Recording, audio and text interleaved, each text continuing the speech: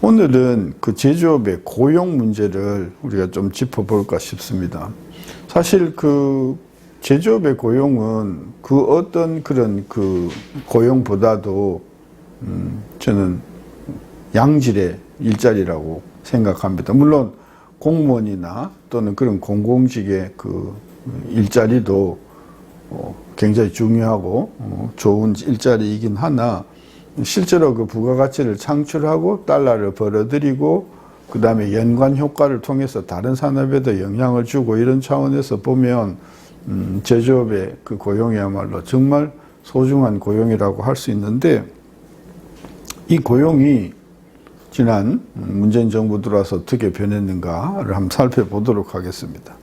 이명박 정부 3년 동안에는 그 제조업 고용이 404만 명에서 408만 명으로 한 4만 명 증가했습니다. 3년 동안에 증가한 겁니다. 그러니까 3년 동안에 제조업의 고용이 3만 명, 4만 밖에 증가하지 않았다는 것은 굉장히 실적이 저조한 것이죠. 근데 이제 이명박 정부 그 초기 3년에는 우리 기억하다시피 그 서브프라임 위기가 있었고 2009년에 또 금융위기 때문에 전 세계가 경제가 안 좋아서 우리가 굉장히 좀 힘든 때였습니다.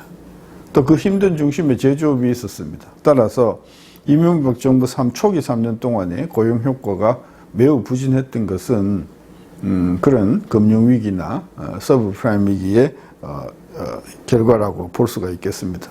박근혜 정부 초기 3년은 2013년, 4년, 5년, 3년 동안에는 제조업의 고용이 417만 명에서 454만 명으로 37만 명이나 증가했습니다.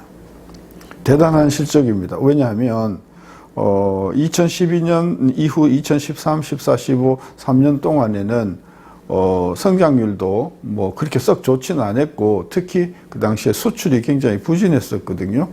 수출이 부진함에도 불구하고 그 제조업 고용이 37만 5천 명이나 늘었던 것은 아무래도 이제 좀 기저 효과도 있고 그랬을 겁니다. 왜냐하면 박근혜 그 이전에 이명박 정부 때 제조업 고용이 많이 신통치가 않았기 때문에 그런 부분이 있겠습니다. 근데 문재인 정부 들어와 가지고는 3년 동안에 제조업 고용이 458만 명에서 442만 명으로 15만 명이 줄었습니다.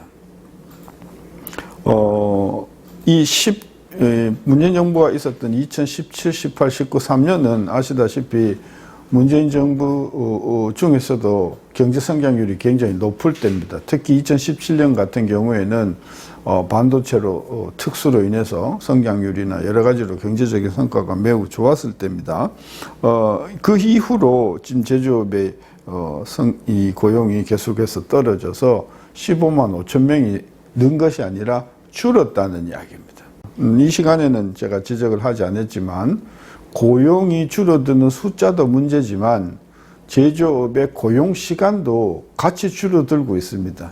그러니까 똑같이 고용이 되어 있는 상태라 하더라도 일주일에 예를 들면 50시간 일하던 게 일주일에 30시간 일한다. 이것도 굉장히 큰 문제 아니겠습니까? 그것은 고용으로는 나타나지 않지만은 시간으로는 상당히 그 심각한 문제 아니겠습니까? 그래서 이 고용 시간의 단축 문제도 제조업에 심각한 어떤 그런 그 문제를 제기하는 것이죠. 따라서 지금 제조업 현장에서는 경기가 안 좋으니까 가동률 떨어지고, 그 다음에 전망이 안 좋으니까 설비 투자도 못 하게 되고, 그래서 한 달이 무섭게 기계가 이제 노후화되고 있고 산업단지가 공동화되고 있고 일자리가 점점 없어지고 있고, 그래서 우리 눈에는 지금 안 보이지만은 울산서부터 시작해 가지고 남해안을 따라서 군산에 이르기까지 대한민국의 제조업의 그 메카라고 할 수 있는 지역들이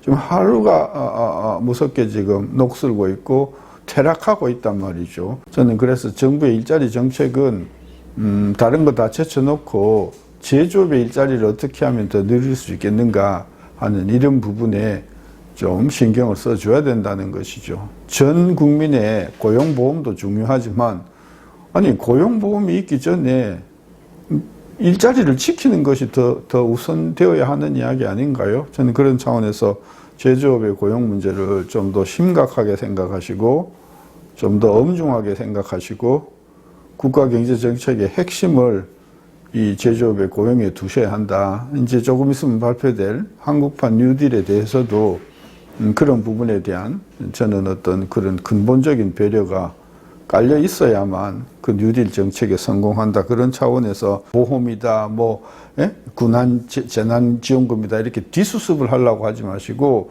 선제적으로 제조업이 망하지 않고 제조업이 외국으로 떠나지 않고 제조업의 일자리를 그렇죠? 해고시키지 않고 이런 쪽으로 선제적으로 예방적으로 이런 정책을 해주는 것이 매우 필요하다.